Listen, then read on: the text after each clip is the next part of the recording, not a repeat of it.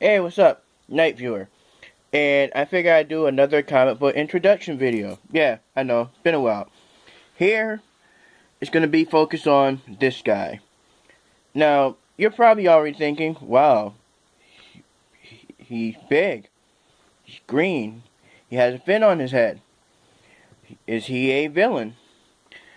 Well, you probably already read the title. I don't even know why I'm trying to make it. So, build up some climax. But he's basically a cop. Yeah, the Savage Dragon.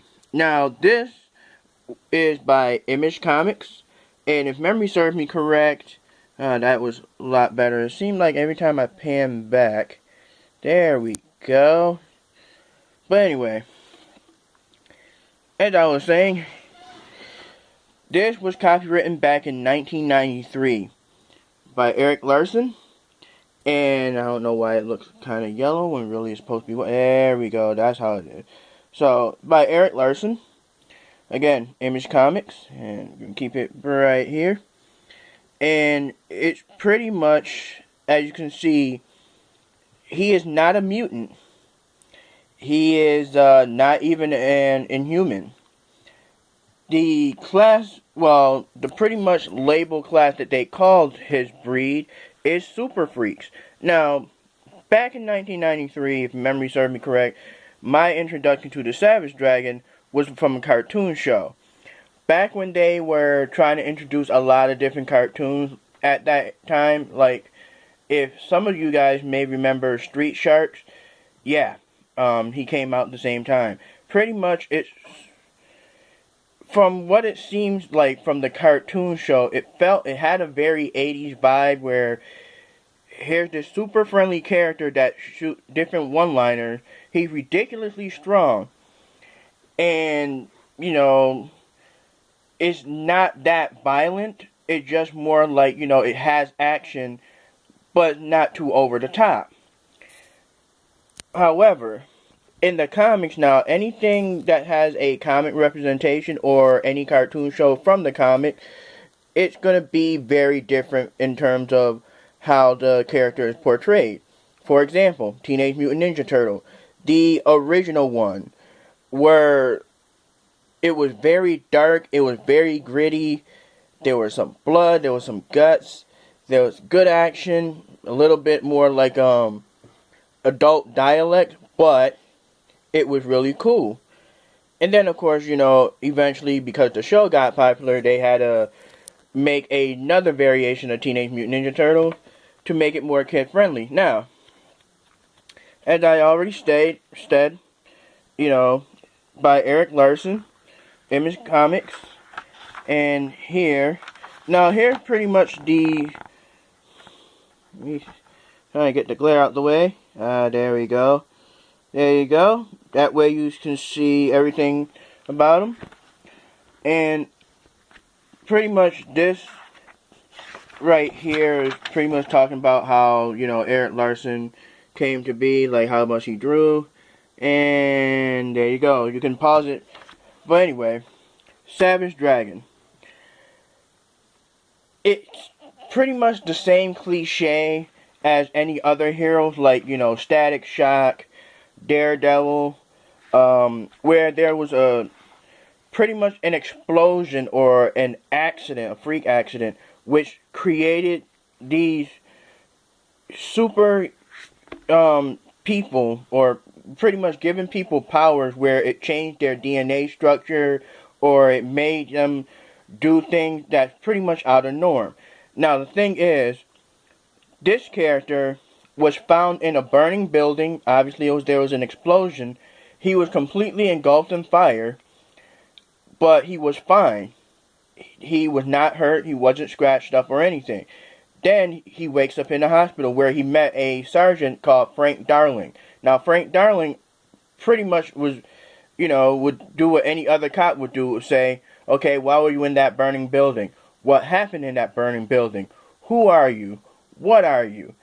And, pretty much ask him, like, his classification, his ID, all that stuff. And unfortunately, this character suffers from amnesia. He do not know who he is. He don't even remember his own past life. All he remembered was he was in a burning building. He don't even know what happened or how he even came up there or how it came to be. However, what's weird though is if you were to ask him any trivia questions or current event type situation, he'll answer that without a problem. It's like, and every answer is completely, you know, on cue and on track. But anything that's have to do with himself, no idea. Now, because of this, Frank Darling was like, okay, great. Now I have an amnesia. Now, again, in this timeline, this character lived in a world where superheroes and supervillains live.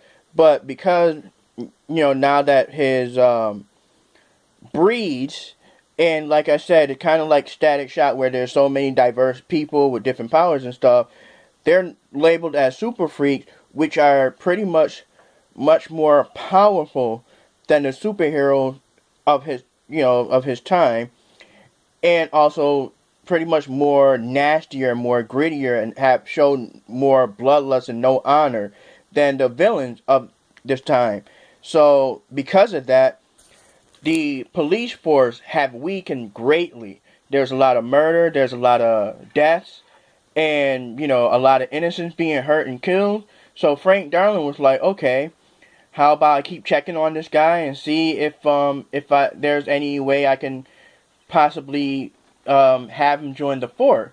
But he didn't think of that immediately. He wanted to see if the guy ever remember who he is and maybe crack down of, okay, maybe if he remembers something, I can crack down this case of how this came to be and, whatever. However, this guy was finally given the name Dragon by one of the nurses that was helping him recuperate. He liked the name and he told Frank Darling to address him as Dragon.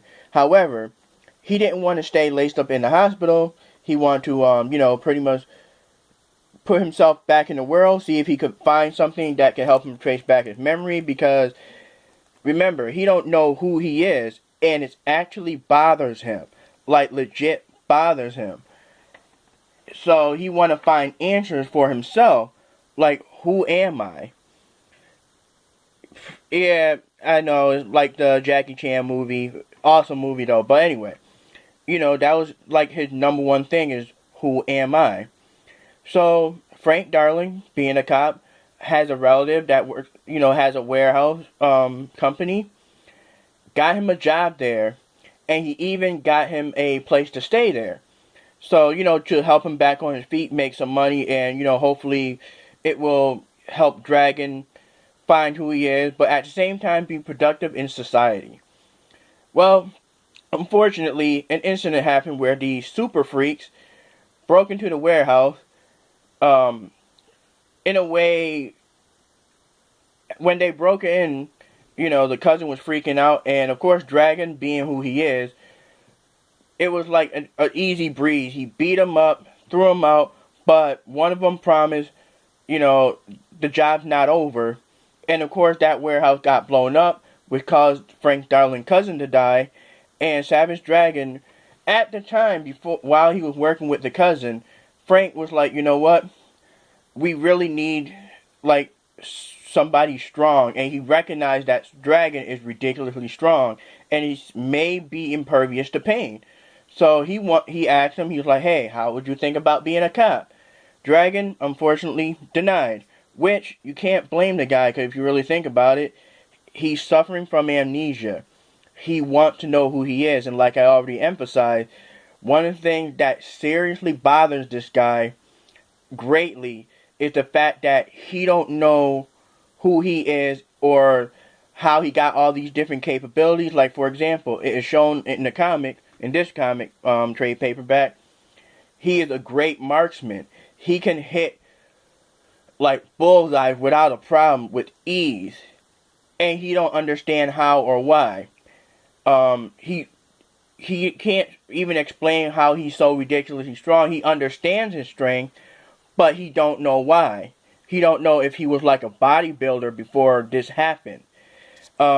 He understands all these different situations. He can strategize things quicker than the norm, but he don't know why. It's like he trying to figure out, oh, okay, was I like a teacher, or was I, he trying to put together these pieces, and none of that stuff seemed to click with him. Like, what is his path? Now, unlike the cartoon show where he's super friendly and gives one-liner, in this comic, as you can see, in a way, he's kind of like the Punisher, but not really. He's not afraid to harm the opposing person. He's not afraid, but just like Batman, he won't kill him. He will arrest them. Oh, I'm actually going a bit too far in the beginning. Pretty much, he turned down Frank Darling to be a cop, and like I said, the warehouse blew up, killed his cousin, and that's what motivated him to be like, you know what, fine, I'll become a cop so I can stop all this unnecessary death, and maybe with my help, I can, put peace, create peace where I can easily still find answers that I'm looking for myself, which, all kudos to him. Now, another thing I like about this is that they added some reality factors in here. Like, for example, in this page, I'm gonna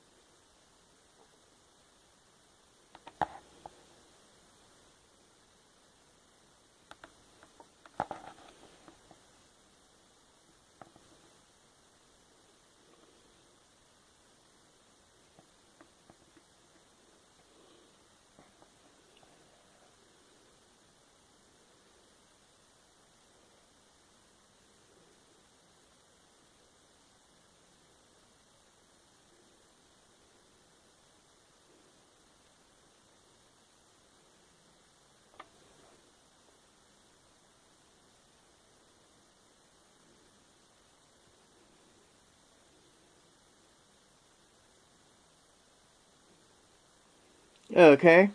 That was his first day after he passed his police academy, and how he was introduced. I mean, I like the fact that, for this time, it does touch base on the reality effect of what was going on while this comic was being made. Like, there were, like, prejudice from the police, and there were all type of bigotry, and, different stereotyping, and, it goes more in depth. But I like the fact that even though in this comic book world, the creators and the people, the staff that worked on this, was not afraid to share some reality to put in this, even though it was meant to be more entertaining, but it meant to also evoke, like, okay, there's some serious issues that goes on.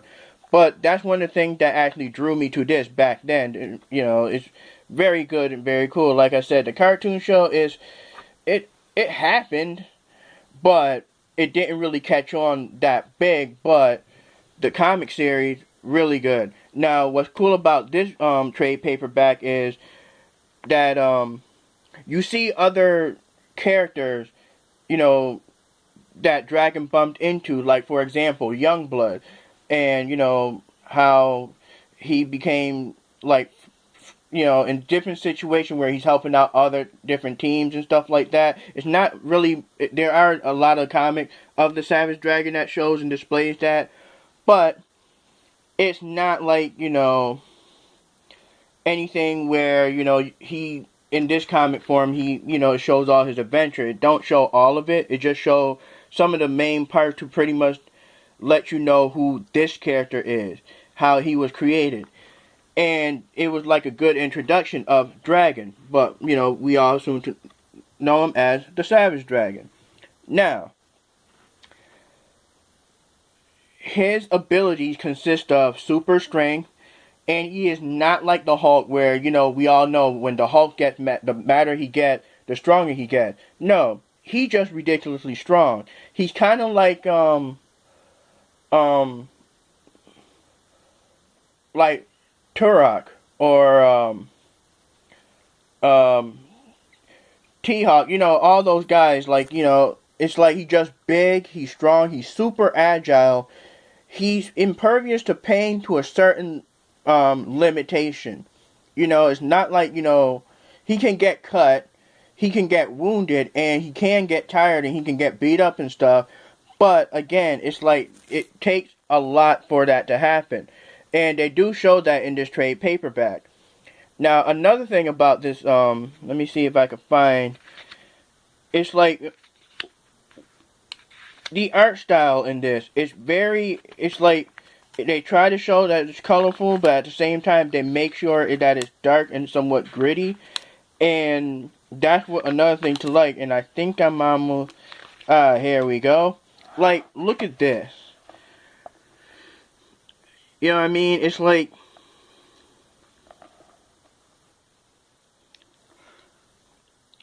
and it's completely like the opposite of what the cartoon show was about. Like, they would not show anything like this, and this is pretty much what I mean. It's like it's colorful, but it's also dark, and it pretty much gives you the grits and the dirt, but at the same time, it's not afraid to show, some strong imagery that can, pretty much freak you out a little bit. But as I was saying, he's very tall. I don't know exactly. I want to say maybe he's around 7 or 8 foot, but I'm not 100% sure. They never really emphasized his height, really, but as you've seen in his introduction to the police, to his other staff members when he got the job, it's like you can tell the guy got some serious height on him. He's ridiculously tall. Oh, here's a perfect example. This is back when he was in training. I mean, there you see, those are his other cadets, and here's the scenery I was talking about.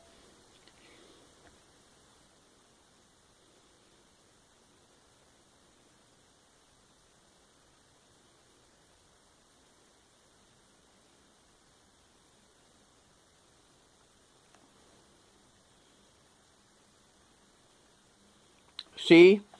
That's one of the things. It shows his character flaw, how it really disturbingly bothers him that he do not remember or know anything of himself.